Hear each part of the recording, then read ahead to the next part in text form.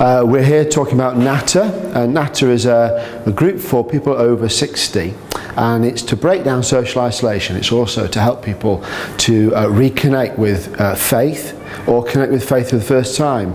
And it started at St Thomas Crooks in 2010. It's been running just over 6 years at St Thomas Crooks, and its vision really was inspired by the fact that so many people in our society today, older people, are on their own because they're isolated through maybe divorce or through bereavement.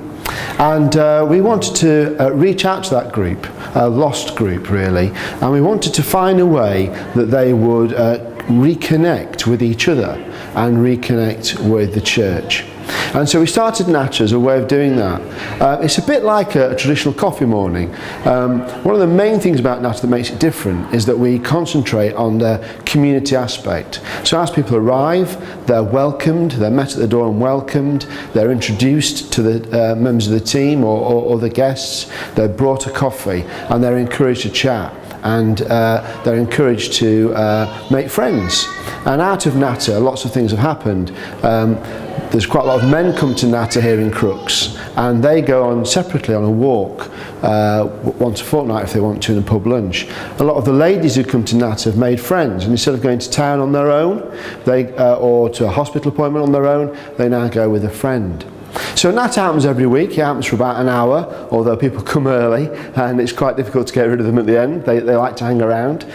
After a while of running it here at St Thomas's, one of our team members, Mary, who was then in her late 80s and is now in her early 90s, suggested that we do Alpha. So she and Jack, who was also in his mid-80s then, ran an Alpha course for some of the guests. And out of that came a discipleship group which meets fortnightly.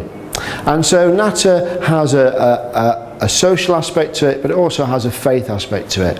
And we have what we call Natter Plus, which is this fortnightly like home group really for the people who come along.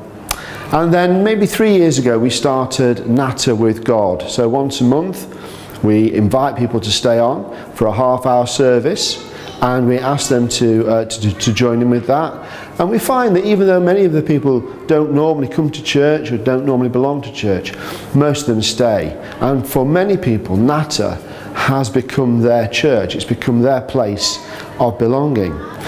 2 years ago, I moved away from St Thomas's to be curate in St Timothy's, next door parish, and we began to develop Natter across the diocese. So we took Natter out and partnering with churches, and that process continues. There are now 6 Natter groups around the diocese, with 2 more at least in the pipeline, and many more I hope to come. Each Natter group represents people who were stuck on their own at home, friendless and isolated, without any chance of hearing the gospel.